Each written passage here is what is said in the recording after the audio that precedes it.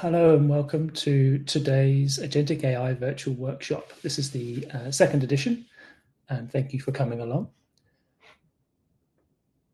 So a little introduction first off. So I'll be your instructor today. My name is Will Martin. I am the technical evangelist at Dremio for EMEA.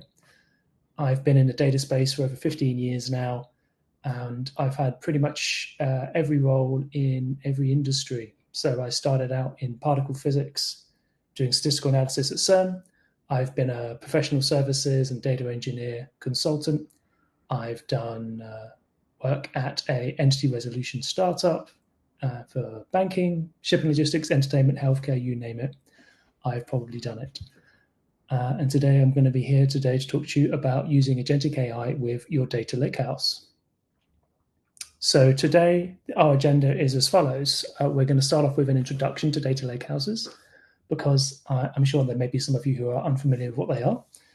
And then we'll have our first hands-on session where we'll create data sets in Dremio.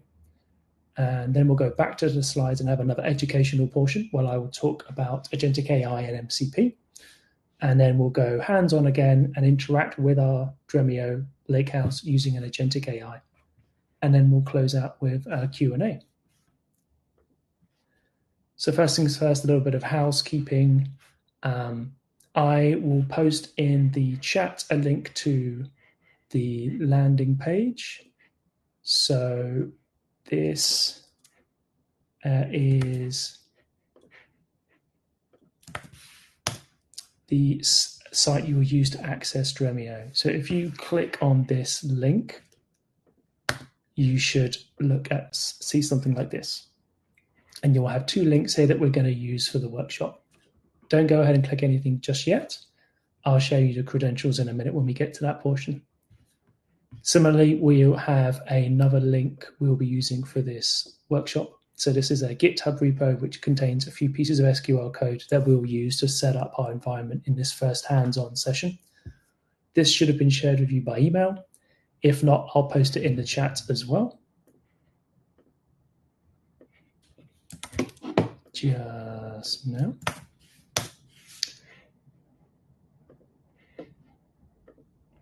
Bear in mind, if you have any issues trying to access the landing page, so getting to the Dremio UI or the MCP endpoint, it may be an issue with your firewall or security settings on your laptop or the router you're using.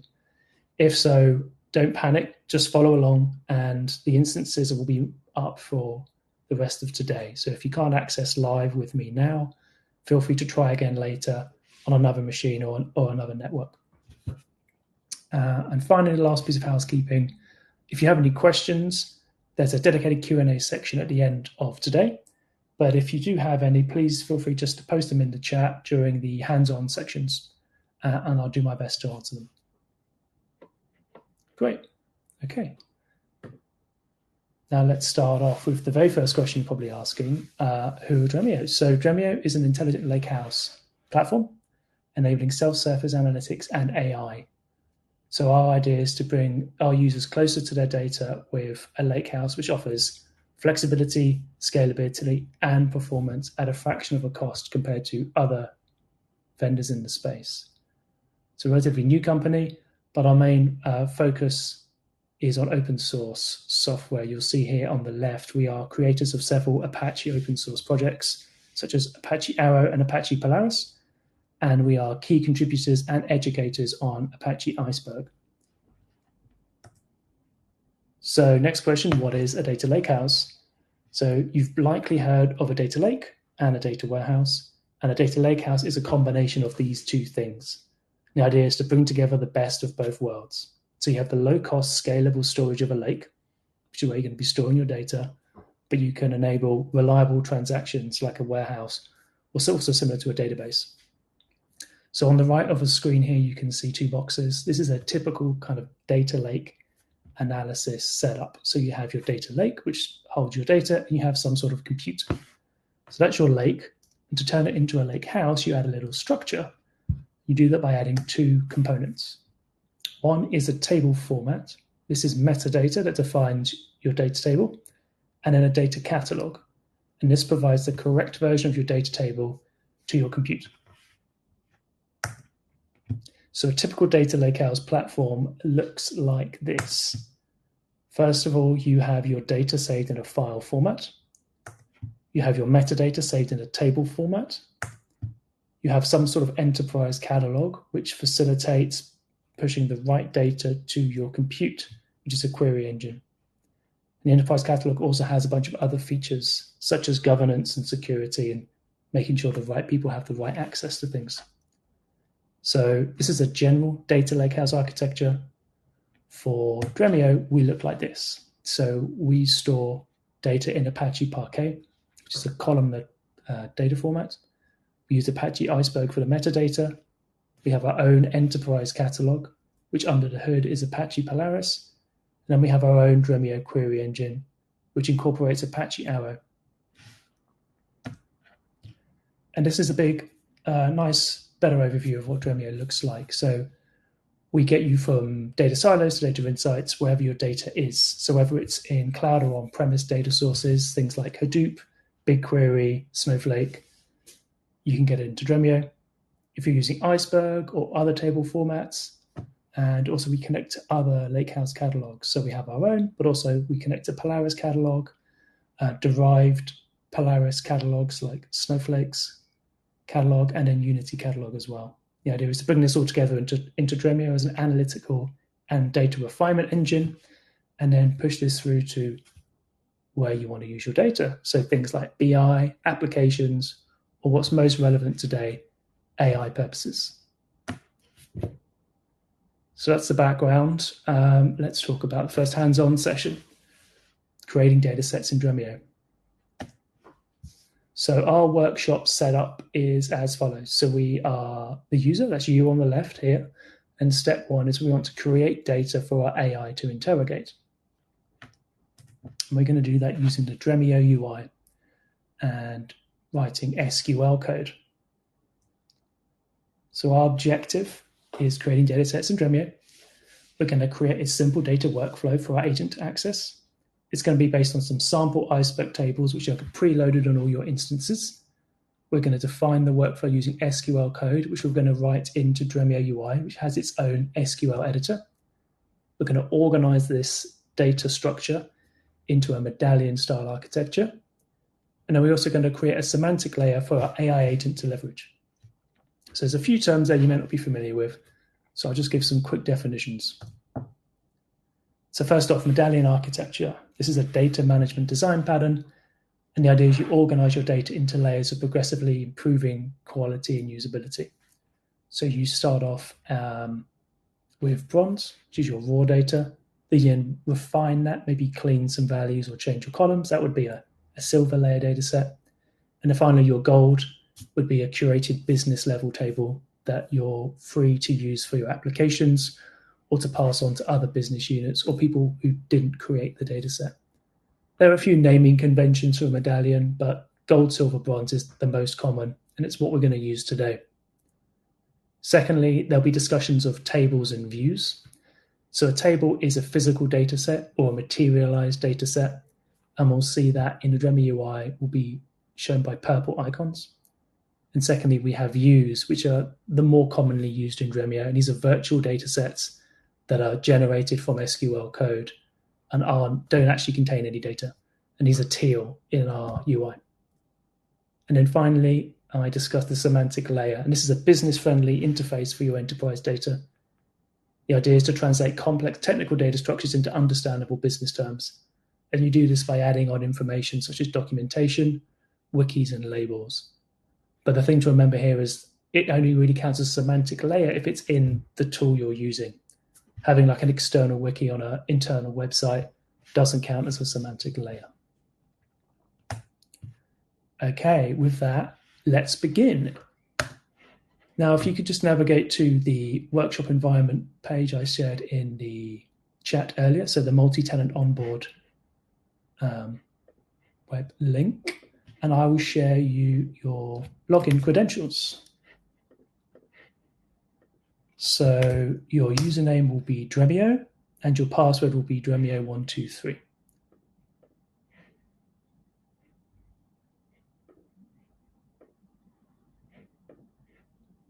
Okay, so if you log in, you should see something like this. This is our user interface for Dremio.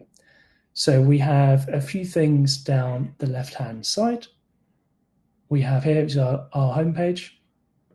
We have the second tab is our SQL editor. And then finally down here, we have a jobs page, which will show you the SQL jobs you've been running, or what's been run by the query engine. So first of all, let's go back to here on our main landing page, and we have a list of data sets. We have a space for our enterprise catalog. We have a section here for something called spaces, which are personalized workspaces. We won't be using these today, so you can ignore them. And then we have down here at the bottom under object storage, we have a source called samples. So if we click into here and click through again, we can see a bunch of sample data sets. So these are provided on all instances of Dremio. These are CSV and JSON files just to help do some tutorials and practice things out. And here we have a few tables here. We can see that 3 of them are in purple. So these have been formatted into physical tables and are ready to use in Dremio. And we will be using these 3 today in the workshop. So you can see some details here. If you hover over, you can see which other data sets are derived from this one with the descendants thing. We can see who owns it, who created it, and also information like the columns. And next to the column names, we have things like the units. So these sort of symbols recognize what the data types are. So we have int, floats, and date times. But first things first, what we need to do is create our Dremio Enterprise Catalog, because this is where we're going to be saving our data today. So if we go up here underneath Enterprise Catalog, we have an option here, Add an Enterprise Catalog. So if you click on that, we'll open a new window. And here we just want to give the dataset catalog a name. So we're going to use the word workshop, all lowercase. If you make a mistake here, try not to make a mistake here because we can't rename it. And if there is an issue, you'll have to edit some of the scripts we use later just to change this name. But we want to use workshop, all lowercase, and save that. And here we go. We now have our data catalog added, and it's completely empty. So first thing we want to do is go up here to the right, and we have a few icons. The one here that's in blue is add folder. And let's use this to create a folder called bronze. And this is what we're going to use to save our bronze layer datasets. So all lowercase, just the word bronze, and we'll save that. Great. So we go, we're ready to create our first dataset, and we'll just to create the one dataset today, and the rest we'll do using scripts from the repo. So if we go down to samples, go back again to New York City taxi trips, and if we click on it, this will open this dataset in the SQL editor. And what we can do here is just click run. This will do a very basic select star statement and fetch all the rows from the sample dataset. Now here we can see our data. We have passenger count, trip distance, fare amount, things like this. These are taxi trip trips, and these are the columns associated with it. So to create this as a data set, what we want to do is up here on the right, we have a button called Save as View. So if you click on this, we want to call it trips_raw, because it's the New York City trips information and it's raw, untouched, just a direct copy of what's in the sample data set. And before we save it, we want to click where we want to locate it. So if we click on workshop and then click on bronze, this is where we'd like to save it. So we'll click save.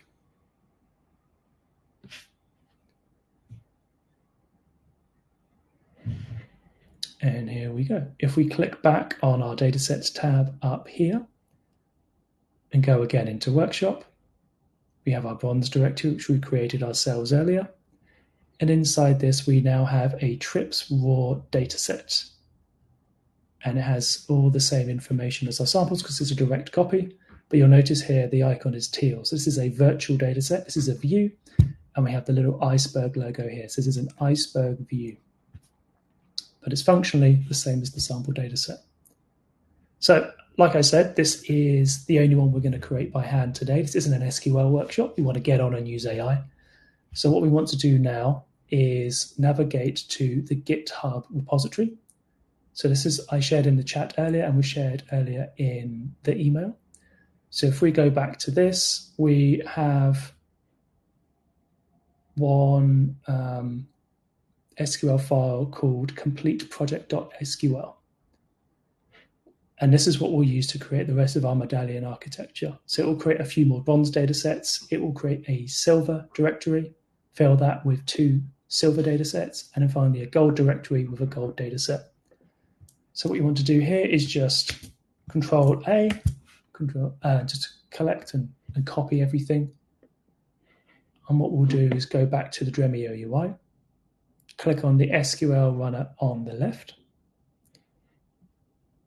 And here we can open a new tab for a clean SQL editor window and just paste the code in and click run. So the script contains 7 distinct queries, each one for creating each individual data set and creating the folders we're saving things into.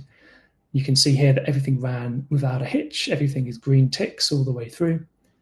And to check that it worked correctly, we go again to this datasets icon on the left, click on here, into workshop, and we have our 3 directories, bronze, gold, and silver. So as an example, we can look into silver, and we see that we have 2 datasets. We have a trips dataset that's been formatted, and a New York City weather dataset. Go back to workshop, click on bronze, and we have our bronze layer dataset. Click on gold, we have our gold. So that's all our datasets derived. The last thing we want to do is add a semantic layer. So to do this, if you hover your mouse over the dataset, you'll have this nice pop-up displaying everything. And what you can do is halfway down the pop-up is an option called Details Panel. If you click this, it fixes this information to the right-hand side of the screen in its own dedicated panel. And here we're going to add our semantic layer. So we're going to add 2 things. The first thing is a label, sometimes called a tag. We're going to add this by clicking this pencil edit button. And we have some options to type in here. So what I'm going to put in here is an alternative name for a gold layer. So an alternative to the gold. Some structures, some medallion structures, call it the application layer. So I'm going to just put that in there. And then finally, we have our wiki information, which is down here. And this is saved in the GitHub repository. So if we go back to our repo, back to the main page, we have here a wiki trips enriched markdown file. And this is what we're going to use as our wiki for this gold layer dataset. So if you click on here, we get a very nice looking markdown document. But what we want to use is the raw markdown code. So up at this top bar, we have a bunch of options, and one of them is raw. So if we click on this, this gives us the raw text that we want to use in the Dremio UI. So as with the SQL code, you can just copy this, navigate back to Dremio, and on our right-hand side, there's a little button at the bottom called Edit Wiki. So if we click on this, this is the space where we can add our wiki entry. So we just paste our code in here. Now we have a few things here, such as a hyperlink, some nice formatting, and a nice table.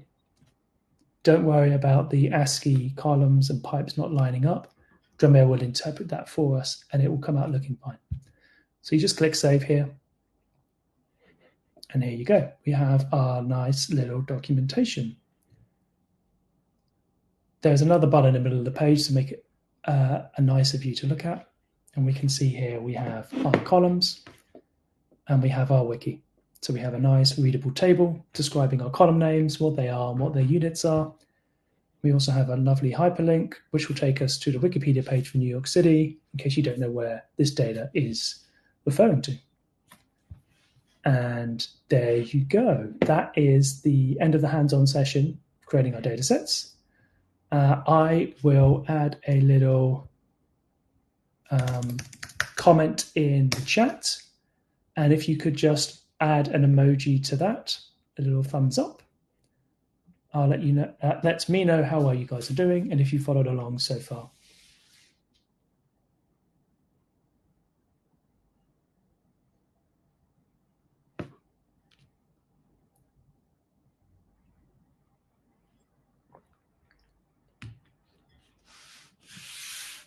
Okay, looking good. Thank you very much. Okay, so let's go back to the slide deck and we'll do our second little educational section, and then we will be on to the AI. So, section 2, interacting with Dremio via Agentic AI. So a general setup for using Dremio and an Agentic AI, an LLM, is as follows. So again, you are here on the left, you are the user, and you would interact with what's known as an LLM front end. So this is like a user interface for your LLM. And there's typically 2 ways you would set this up. Firstly, you could use an out-of-the-box solution. Common things are Claude Desktop, and an alternative is Open Web UI, which is actually what we're using here today for our workshop. Or alternatively, you could make a custom front end all yourself, or even just do things via the command line. So behind the LLM front end is an LLM, and this could be anything you'd like to use. It can be self-hosted or in the cloud, and there's really no restrictions on what you can use. So ChatGPT, Claude, Llama, you name it. Obviously, performance may vary depending on the size of the model, and obviously costs may vary, but they should all perform the job. So then your LLM front end facilitates your prompts and interprets what you're asking, which you're doing in natural language, and will interact with Dremio via a piece of infrastructure called a MCP server. And what this does is that it allows your LLM a secure, governed access to the data in Dremio, and it feeds that back to you via the front end. So there's a few terms in there that, again, may be new or novel, and there's a few acronyms I didn't define. So let me just do that quickly for you now. So I talked about the LLM quite a lot. This is a large language model. So this is your AI model, and it's trained to understand and generate text. And because of this, it helps facilitate querying your data using what's called natural language, sometimes referred to as natural language processing, or NLP. Then we have the MCP server. So MCP stands for the Model Context Protocol. And this is often called the USB-C port for AI applications. And this is because it's a standardized protocol to connect any AI model to various data sources and tools. So in our case, we will be connecting a ChatGPT model to Dremio. And the MCP server is the piece of infrastructure which facilitates this connection. And finally, there are things called tools. So these are how your AI interacts with the external system. These are defined by your MCP server. These are discrete, finite methods or actions that the model can carry out. And each has a name and a schema that gives the AI model context. So what the model does is you ask it a question, it interprets what you're asking to do, it goes to the server and interprets what tools and actions it can perform, figures out which ones to use to make you happy, does that, gives you back the information. Okay, and the idea for an AI agent or your LLM front end is it's not one-to-one. The idea is it's actually one-to-many. So we'd have one front end running whatever AI model you want, and you would connect it to various MCP servers. So today we're just using an agent to connect just to Dremio. But this is a scenario that you could imagine where, say, you are working in HR at a company and you want to congratulate the account executive who sold the most in a given quarter and ship them a jacket. So here you could connect to Dremio's MCP server to get the sales information. You go to the HR platform and connect and interrogate that to understand who your account executives are. You could message the winner on Slack and Teams, and you could also have an MCP server to interact with your swag store, and that could actually go ahead and issue the order and send the jacket over to the winner. So for our workshop setup, we have done step 1, we've created our data. And now we want to do step 2, which is interrogate our data via the Agentic AI. And we will do that via an MCP endpoint. This is our LLM front end. And we'll do this using natural language. So behind this front end, we're running O4 Mini. And then in the background, you won't see it, you won't interact with it, but it is there facilitating between our data in Dremio and the front end is an instance of a Dremio MCP server. This is our official MCP server built and supported by Dremio. So our MCP server has a few tools that it can use. So the ones in blue are the ones you will likely see today during the workshop. So we have things like run SQL query, which would execute select queries on your Dremio cluster. You can retrieve the schema of a table, get the lineage of a table or a view, so you can see which data sets it belonged to and where it was derived. So throughout the medallion architecture, bronze, silver, gold, it would show this information. And we also have semantic search. So it would go through the semantic layer and use that information to understand more about your data. But our tool also has, our server also has other tools not specifically used for analytics. You're unlikely to see these today, but we have things that can analyze and fetch you your failed or canceled jobs, generate usage reports, or performance metrics for your cluster to see how healthy your instance of Dremio is. So our objective in this next section is to access and interrogate our data pipeline with the AI. So we're going to use natural language to review Dremio datasets. We're going to run some analytics queries, and we're going to assess the tools the AI is using and look at the SQL that it's using as well. Then we're going to switch tacks a little bit, and we're going to start using the AI to transform the data. So we're going to review a bronze dataset, see what its quality is like. We're going to use the AI to generate some SQL code to clean and format that data into a silver dataset, and we're going to create and save that in Dremio, and then use that to do some analytics. Okay, so let's begin. So first thing you will need is your credentials. So I will copy and paste these into the channel. So your password is workshop@dremio.com. Your username is workshop@dremio.com, and your password is workshop123. So if you go back to this landing page, and now we're going to click on the second link, MCP endpoint. This opens up our front end. My browser remembers who I am, so you have to type this in, unfortunately. You just sign in. And here we go. This is our front end, nice and clean. Before we begin, let's look at a few things. This is our chat window. This is where we'll be typing in our prompts or our questions.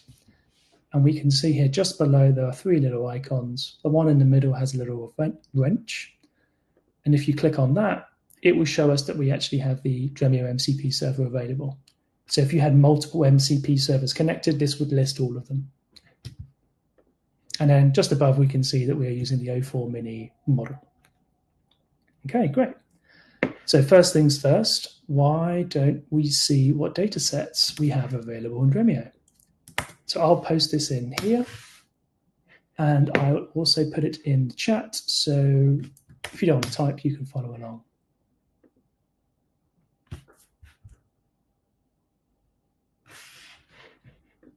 So here we go. We can see that the model has first run the tool get useful system table names, and now is running some SQL queries. And here we can see what it's been running. And there we go. Let's just collapse that. And we can see here that it has looked inside of the catalog and grouped these up. So we can see our sample data sets, our 3 bronze data sets that our SQL created. So we have one for New York City weather, San Francisco weather, and taxi trips. our 2 silver data sets and the gold data set, and it even tells us whether these are tables or views, which is really useful.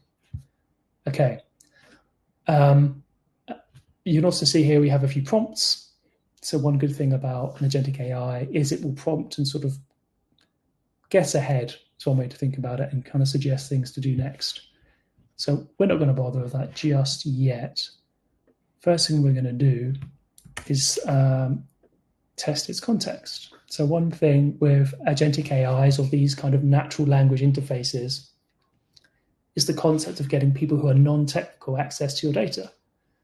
So following that idea, what if we give this to someone who is unfamiliar with the data sets and wants to know which ones they should use? So that's our next question. Which data sets should be used in production?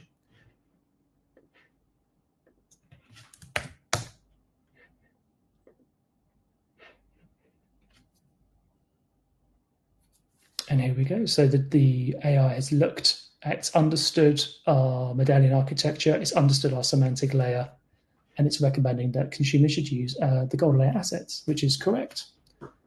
Excellent, good work. So yeah, let's now go back and look at one of these kind of prompts you'd have. So it's suggesting the gold layer data set, and it has some follow-up examples underneath here.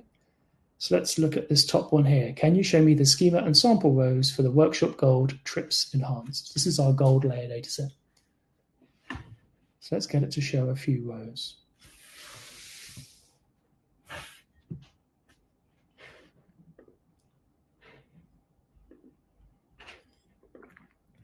Hamza, sorry you're having an issue running the SQL. If you can you just type what the error is in the chat, I can try and help you debug that.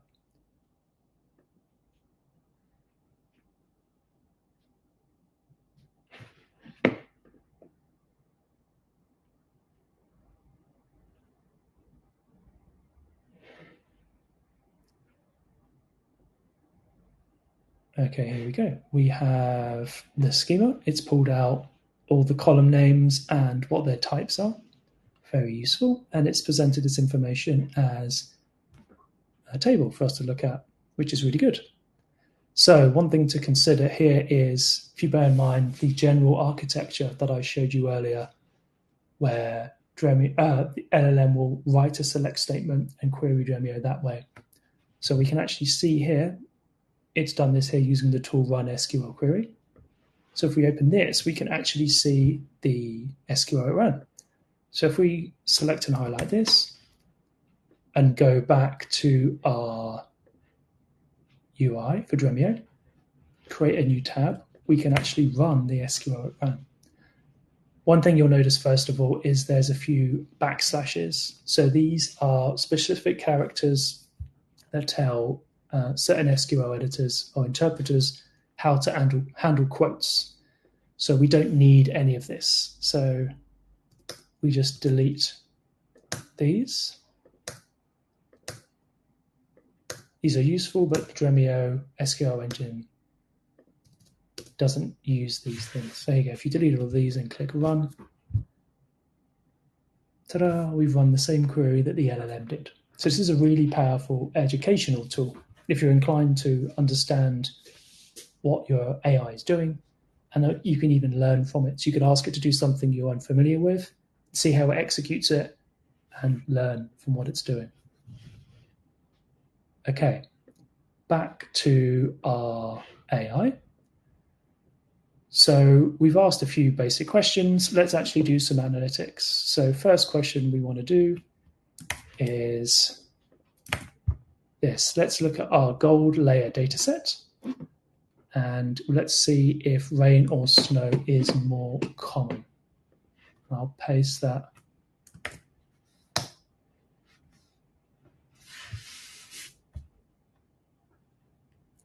in here. So this will be running here. So one thing I should probably demonstrate is our gold layer data set is a combination of our New York City taxi trips information and our New York City weather information. So we've just joined these together. And here we go. So it's looked at the gold layer data set, and it's seen that there are 10.8 million rainy days, rainy trips, and only 1.1 million snowy days. So rain is far more common. Okay, so if I'm thinking rain and snow, in fact, if I'm thinking rain, and actually I'm looking at it out my window today right now, if I think rain and taxi trips, I start to think surge pricing. So let's ask a question like that. Is there a correlation between rain and the price of a taxi? In my mind, if it's raining, I'd expect the taxi fares to go up. Or maybe I'm just paranoid. Let's ask the AI and see what it says.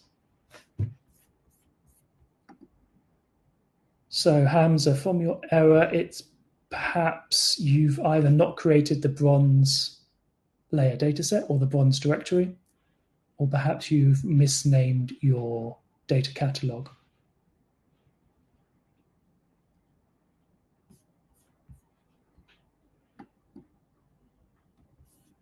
Okay, there you go. The query is finished. And surprisingly, there's no correlation between rain and taxi prices. And you can even look in here and see the kind of information it used and the query it ran. So you can learn a little bit about doing a correlation yourself. So we've got some stats. We've done some little analytics. So the next question, the next thing you'd probably like to do is some visualizations. So unfortunately, visualizations vary depending on the front end you're using. So OpenWebUI, which we're using now, isn't able to show any visualizations or plots. Other things such as Claude Desktop can, and I'll show you a little bit of that at the end of the session. However, the web UI interface we are using does do text such as ASCII.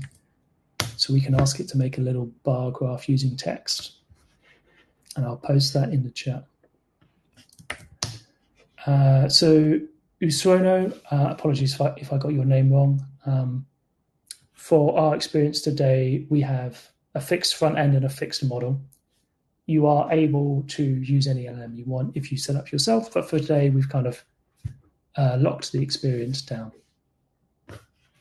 Okay, here we go. Here's a nice ASCII bar graph. So we're looking at passenger count against total fare amount.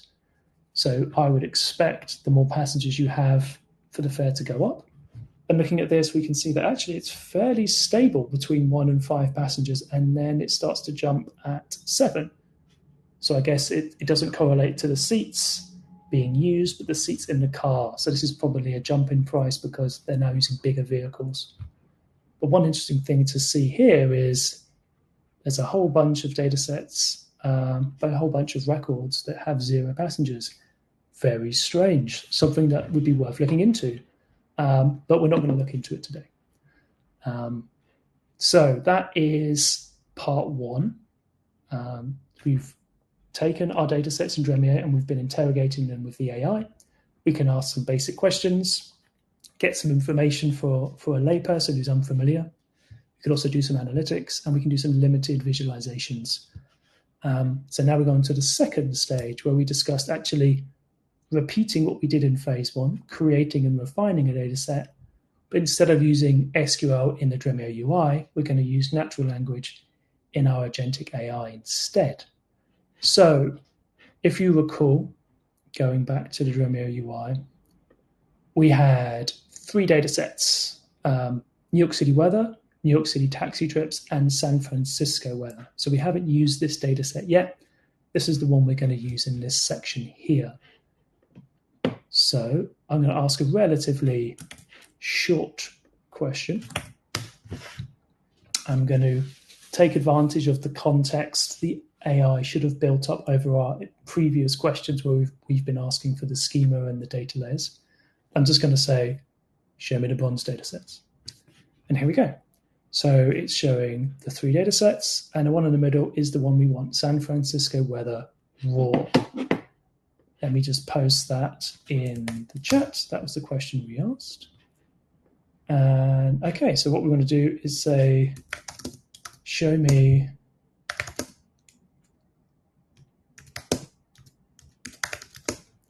San Francisco weather bronze dataset.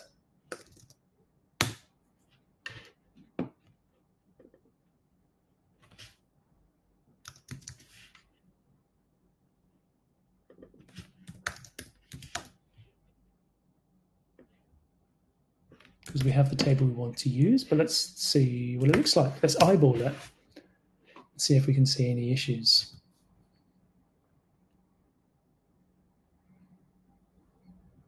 Okay, here we go. It's listed off all the columns and it's shown us some examples. So let's look at this as a data analyst. We have our column names here, all very nice, but if we get down to the bottom, we can see we have a few that are abbreviations. So the model has interpreted what these could be from context and suggested. So PRCP, it's interpreted as precipitation and used American-friendly metrics. We have snow, snowfall, snow depth, etc. So if we are creating a silver data set from this is the kind of thing you'd want to do. Rename the columns so they're readable. This helps people who are looking at your data, but it also helps AIs. And then if we look at our data, here we have a few examples. These all look fine, except here we have 3 columns that are empty. Now this could be a concern, right? If these are missing, is it worth keeping these columns? So let's ask. So I'm going to ask the question, are there any columns in the raw San Francisco weather data set that are missing values? And I've been a bit more precise here. So you can be quite vague to the LLM and it will pick of its own accord how to present data back to you. Sometimes a list, table, bullet points, or just a block of text. Here, I want the answer back as a table, and I've asked specifically to have values as a count and as a percentage. So let me execute that, and I'll post this here. So Thomas, I won't be sharing instructions today, but if you go to the GitHub repository, I'll show it on the screen here.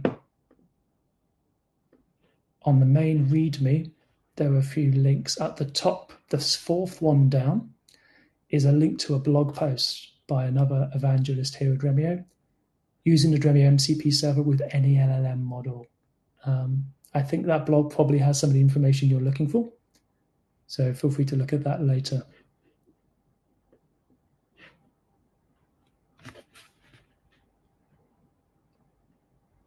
Okay, here we go. Here it's run down the table and we have all of our columns, the missing count and the missing percentage. So we can see most of the important columns are full all the time. It's not a particularly long data set. There's only 485 rows, which is very helpfully tells us.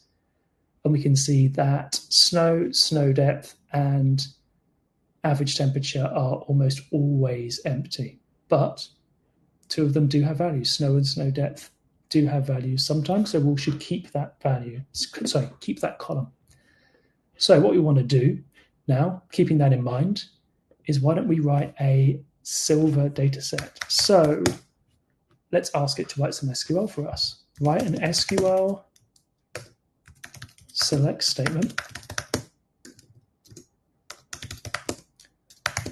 to drop the empty column and rename the remaining columns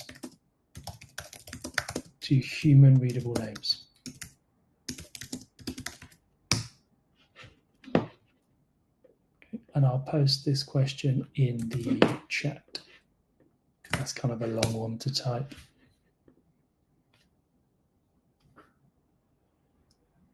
And again, I'm relying on the AI's context.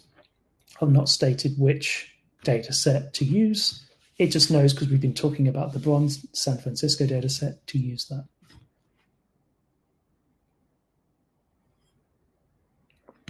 And here we go. We have a nice little piece of SQL code. So if you remember back to the tools as I was describing them in the slides, the run SQL query tool we have only runs select statements, so it won't create data sets in Dremio for you. There is a feature to do that, but we've turned it off today.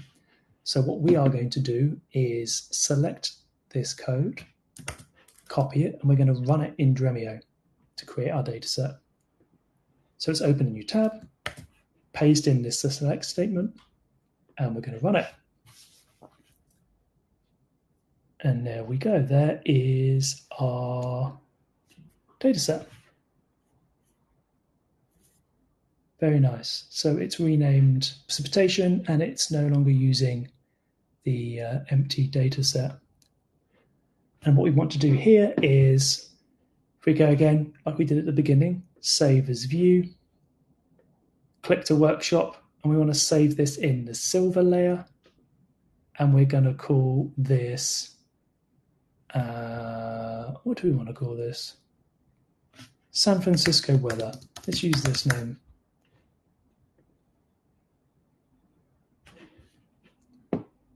So there we go. We have used our AI to generate and refine a data set for us, and we've saved it inside of Dremio. Of course, this is an AI, right? So we can do a few other things if we wanted to, and we can have it write a create statement if we wanted to. So a second version, we could update our SQL request with this. So we can say, make a select statement. You can also have it, if you're uncertain there'll be anything like empty strings, tell it to handle empty strings. And then we can even tell it to save the view. It won't do this, but it will create the line of code to do it for us. So if we give it a second, it will do this for us.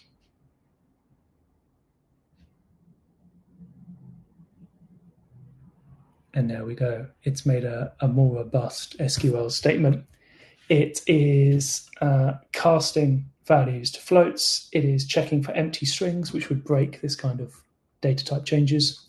And it's even for us created this line up here to create or replace the view where we wanted to save it, which is perfect.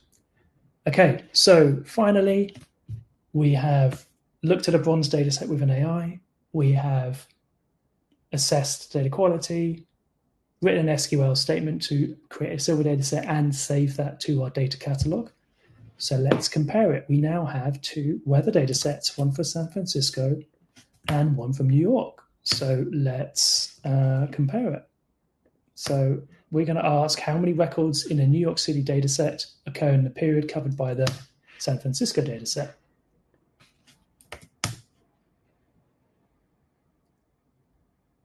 Suono, can you show to set up add or new models to the UI?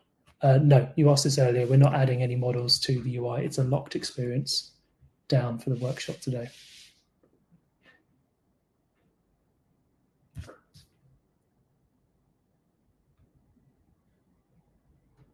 So here we go. First, the model is running a few schema requests. It's pulling and understanding the columns for our data sets. And now it's running an SQL query.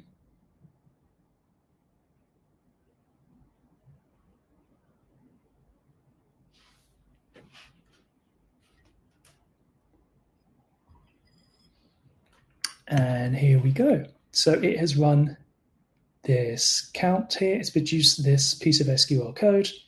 It's comparing the date range, and it's going to result. So here's what it ran. And it's found that 494 records from the New York City dataset covered the San Francisco dataset period. Wonderful. And that is it for the hands-on today.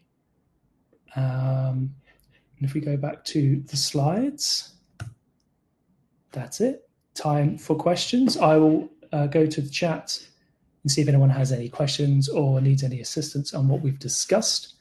But while we field the questions, give you something nice to look at, let's show the same sort of stuff being done in Claude. So I said earlier that the visualizations in Claude are a little bit better. So I've connected a Claude model with the Claude front end to another instance of Dremio, and I'm going to ask it which data sets are available.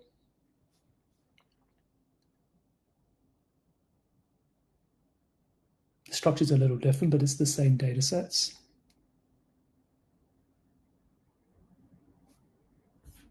Okay, so Usuano, you are asking, can the MCP be used on the Community Edition? Yes, it can. So we are adding the MCP server to our Cloud Edition, and we will this year be shipping it with instances of Dremio, but you can deploy it as a local MCP server and connect to other instances of Dremio, such as the Community Edition. And let me just set up a pie chart.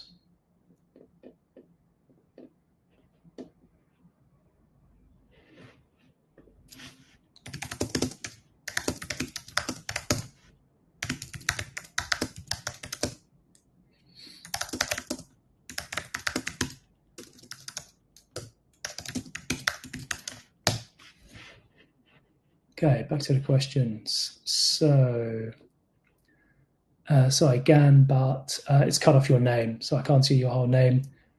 Can you use the MCP server to call other apps? No. So the Dremio MCP server is specifically for querying and executing against Dremio. So if you were to use other systems or other softwares, you need a dedicated MCP server for whatever that is. There's a lot of repos out there. You can look and find some. Some are official, some are unofficial. I think from example, I think there's about 25 different Spotify MCP servers out there, and only I think one of them is official. The rest are all community driven. So Alexandra, does it remember chat context? Yes, it does. It follows along and remembers things. And Jingtang, before I get your question, as you can see here, so remember at the beginning we discussed LLMs can understand and generate text. The Claude desktop and Claude models are able to generate HTML text. So I've asked to make a pie chart. Rather than generating SQL code, it's generating HTML code. When it's done here, we'll have a nice visualization. So sorry, back to the questions. Jingtang, so can you share how to build MCP Server and deploy MCP Server with Dremio engine?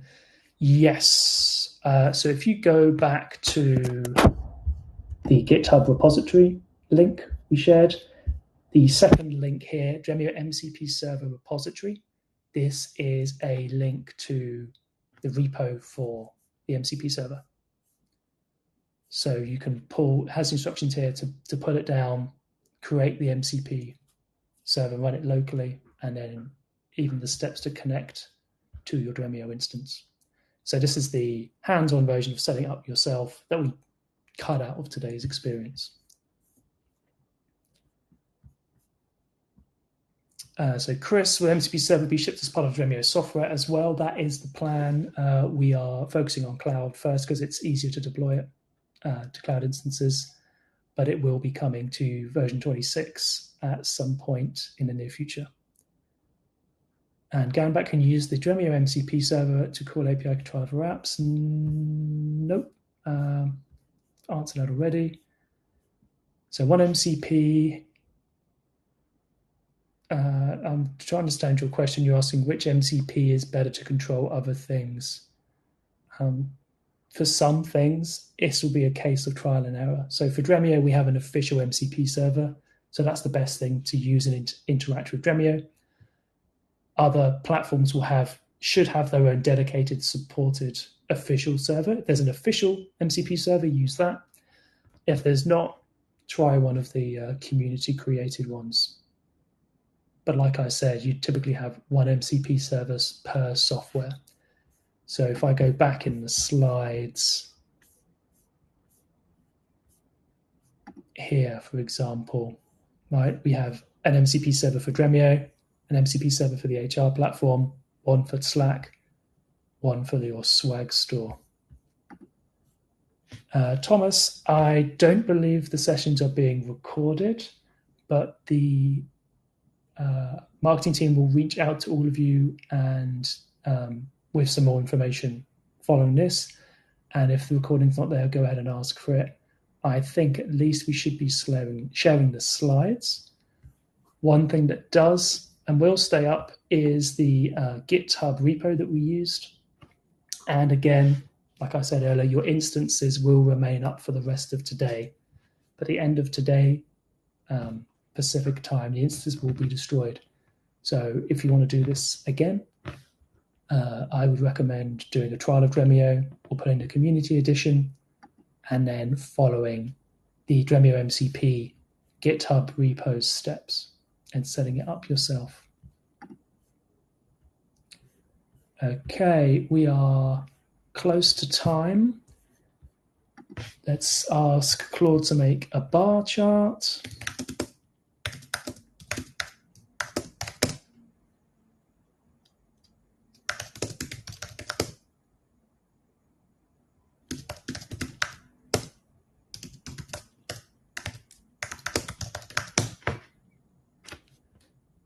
One other quite cool thing about the visualizations here is because they're HTML, you can download them and share them to people. So this is a fixed sort of snapshot of your data set that you can share to people. I mean, I would typically prefer something like Power BI or proper BI tool, but this is nice if you're in a pinch. Okay, any other questions? I guess not.